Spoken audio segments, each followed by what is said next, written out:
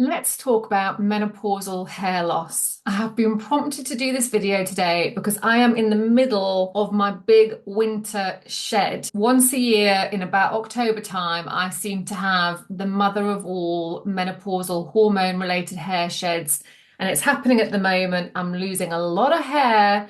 And it's something that's been going on for like 9 years, and I thought it might be useful to come on here and share my menopausal hair loss journey and story with you, and also share some of the tips and things that I've learned over the last 9 years of dealing with menopausal hair loss, because I know that this is something that can feel really, really frightening and scary and can really impact your confidence at a time in your life when you're already dealing with a lot of internal changes. Your confidence is maybe already taking a bit of a knock. Losing your hair on top of that can be really quite devastating, is the truth. I hope this video will find the right audience, and if you are suffering from menopausal hair loss, that you'll find something in this video to help you. Also, just to say, how annoying is it that when the hair starts to go from the place you want to keep it, it starts to grow everywhere else. So had more nose hair, more hair here, like hair popping up everywhere, but not on my head. Also, when I have a big hair shed, I tend to lose my eyebrow hair as well. So a lot of this is penciled in. Hair loss for menopause isn't just about your hair on your head. Unfortunately, it does go from other places as well, which just is delightful. My hair loss journey with menopause started soon after my mum died. So my menopause kind of kicked in about a year after my mum died, my peri-menopause. And the first big hair shed that I realized I was having was around that time. Because I was grieving the loss of my mum and other things were going on, I hadn't actually really noticed that my hair was coming out at an alarming rate. I think I was just like in another world. The first time I noticed was one Sunday afternoon, and I pulled my hair behind my head like that.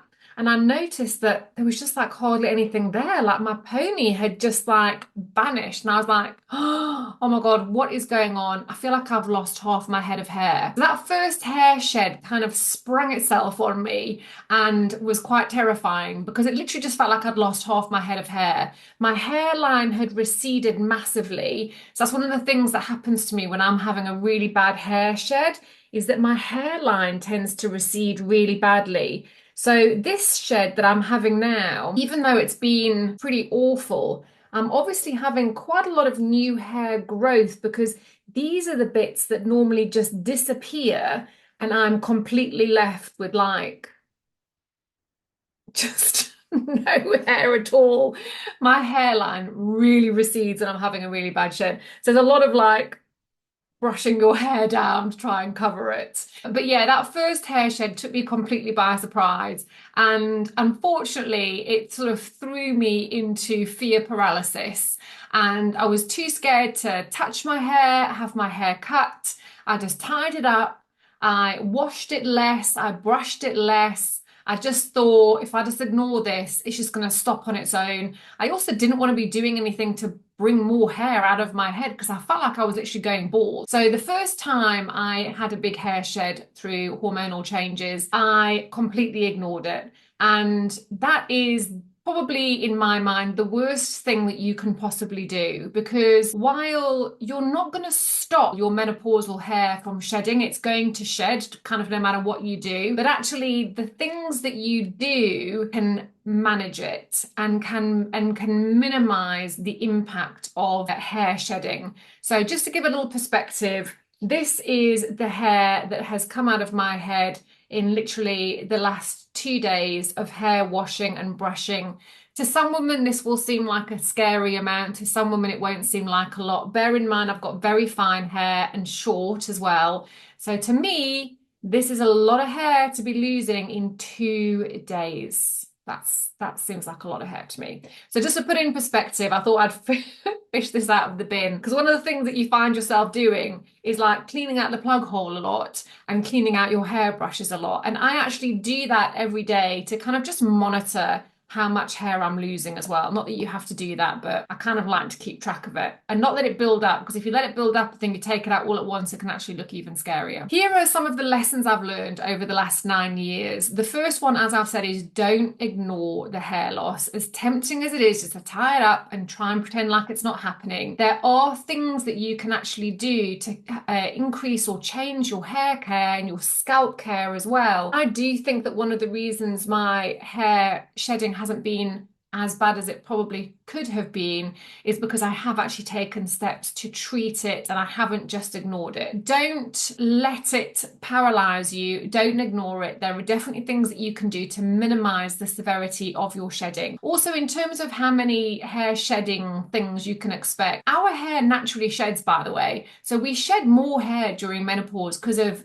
our estrogen levels have dropped and changed, and our hormone levels are changing, and stress, like stress or anxiety, if those are symptoms you're having from your menopause, that can cause hair loss. Basically, it's a perfect storm for your hair to fall out of your head during menopause. But hair shedding is completely normal, and we all shed our hair in cycles. I think it's 3 months or 6 months. I don't know if it's different for everybody, but it's perfectly normal. I think the only thing is when you're having a menopausal hair shed, it's more noticeable. You just tend to lose more hair. That's what I've found anyway. Now, I tend to have 2 sheds a year. So I have my winter shed, and then I have like a bit of a spring summer shed. The winter shed is always the worst. It's always the one I really notice. Also, I always know when I'm having a really bad hair shed because actually the crown of my head gets a bit sore and tender. So the second thing I've learned is to not fear it. So don't let it grip you in this fear paralysis that it did to me. Having your hair fall out at a time when you're already probably feeling quite vulnerable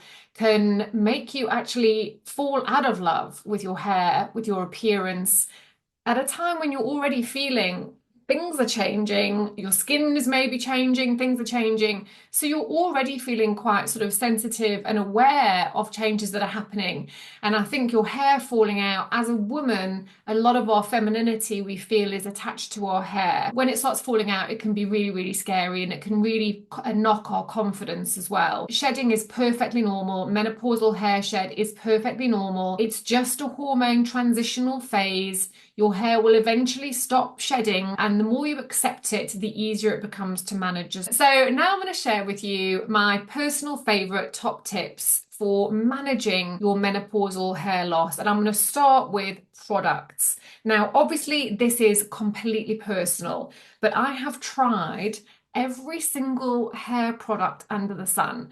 One thing I would recommend you proceed with caution with is hair oiling. So using these TikTok shop famous hair oils that you see these women using, these younger women using, and they end up with this huge big mane of glorious locks.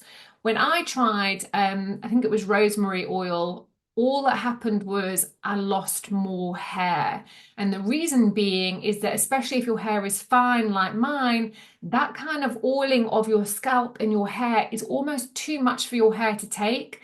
And then when I was trying to rinse and shampoo it out, my hair was just coming out in clumps. So I chucked it in the bin very, very quickly. I've used like every single product, every lotion, potion, shampoo, conditioner, the oils, the tonics. I've tried everything. And the only thing that I keep coming back to, that I've used again and again and again for the last 8 years solid, is this one. This is, I don't know how many bottles of this I've gone through, because I've used this religiously. Even if I've tried other stuff, this is what I've come back to. It's Planter 39. I just buy it from Amazon, but it is the phytocaffeine tonic. So I have tried the shampoo, I have tried the conditioner, but I have read that because they just wash out, they're actually just not as effective. Whereas a tonic stays on your scalp, and that's where you're actually wanting to treat. So by all means, treat your hair for breakages and stuff like that, but it's your scalp that you really want to focus on during a hair shed. And one of the reasons I love this one so much is I use this on a morning when my hair is still wet, and then I dry it as normal, and you can't, like, it doesn't leave my hair greasy or anything. And basically it comes with like this little nozzle, so it's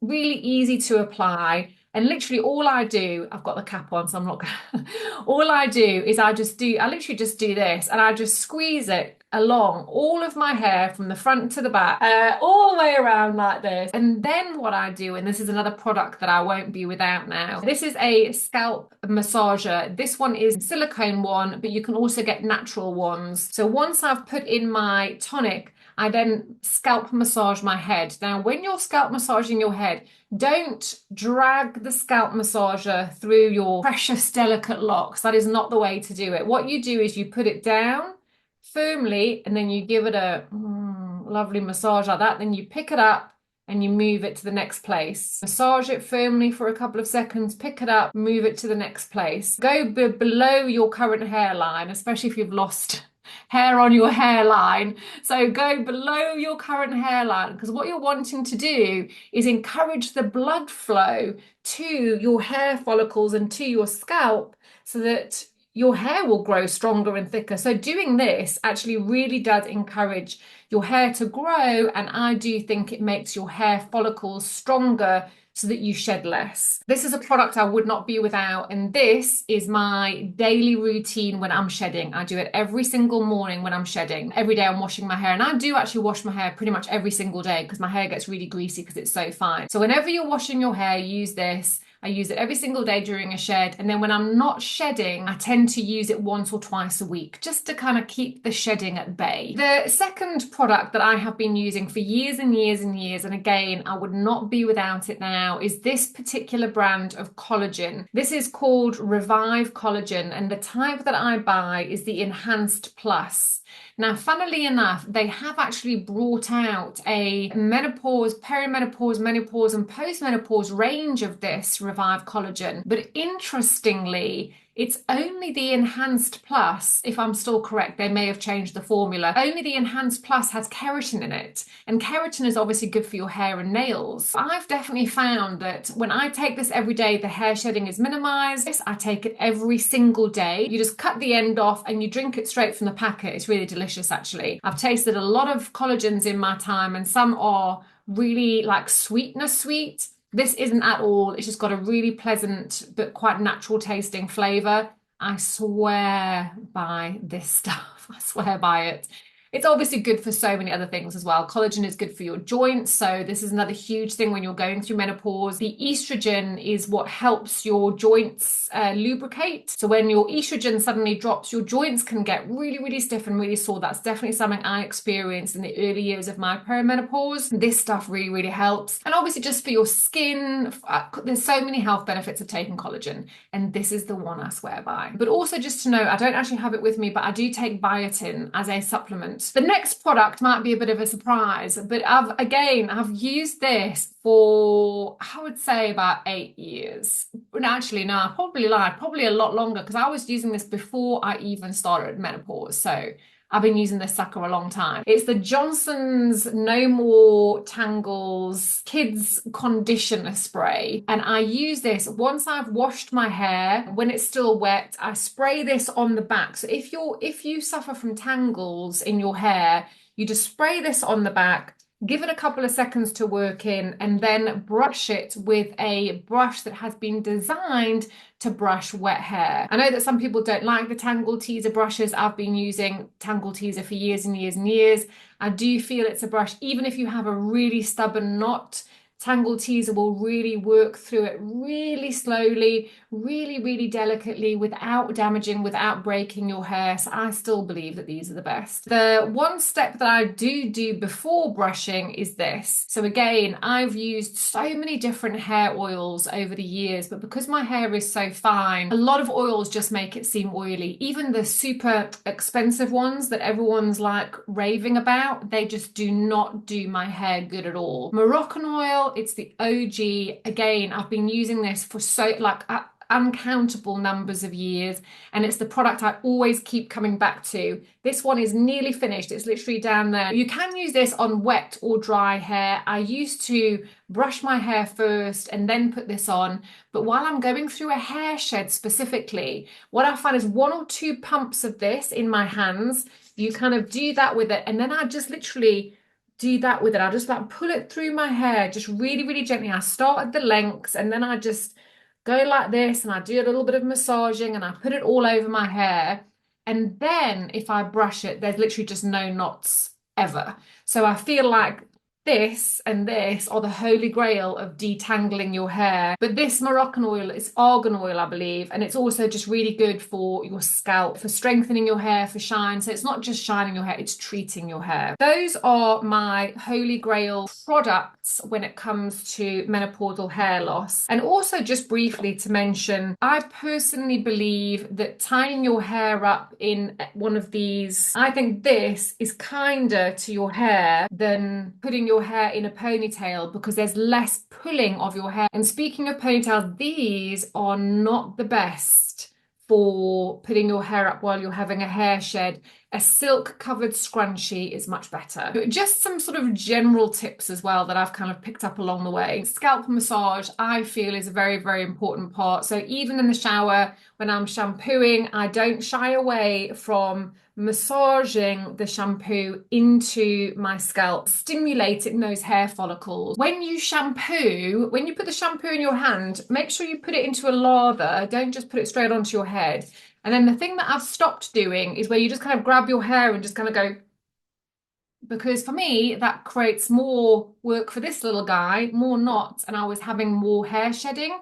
So now when I shampoo my hair, I actually just start by just letting it go over my hair, and then I just kind of work it in more like this. Same with drying your hair. So I do put my hair in a towel while I'm sort of getting ready and stuff. But then when I take it off, I never, ever, ever rub my hair with a towel. I just take it off and I just gently remove the towel so that all the towel has done is been sat on my head to absorb the excess moisture. So I never, ever, ever rub my hair with a towel. And if there are any knots, hold your hair and then work the knot gently. And then obviously the basic thing is heat styling. Try to minimize the amount of heat you put on your hair. The best thing you can really do is dry it, give it some treatment and leave it to dry naturally if you can. But if you do want to be heat styling, make sure you're using a heat protective spray. I don't particularly have a favorite heat protective spray, so I don't have one to show you. So that's all I wanted to really share with you. Now, I hope this has kind of helped alleviate some of your fears if you're going through menopausal hair loss, because I know it can feel really, really scary. But the truth is that no product or strategy or treatment will completely stop the shed. It is a completely natural part of this transitional phase that you're going through. What you can do though is manage your hair care consistently and with compassion for yourself and minimize your stress and your worry about your hair shedding, because that's only making it worse, unfortunately. And remember, this is just one small tiny chapter of your journey and your hair will grow back. So if you found this helpful, if you've got any tips of your own, please share them. Like this is just what I use. So share your own tips, drop them in the comments below, share your experiences. If you found this video useful and helpful, give it a little thumbs up. It really does help revive my channel, which is what I'm trying to do at the moment. And subscribe as well. If you want more videos from me on navigating the menopause or health or wellness, just let me know what topics you're interested in. I'm an open book and always happy to make any kind of video that you guys want to watch. Please don't panic, it's all completely natural and it's going to be okay. I'll see you in the next video, guys. Bye.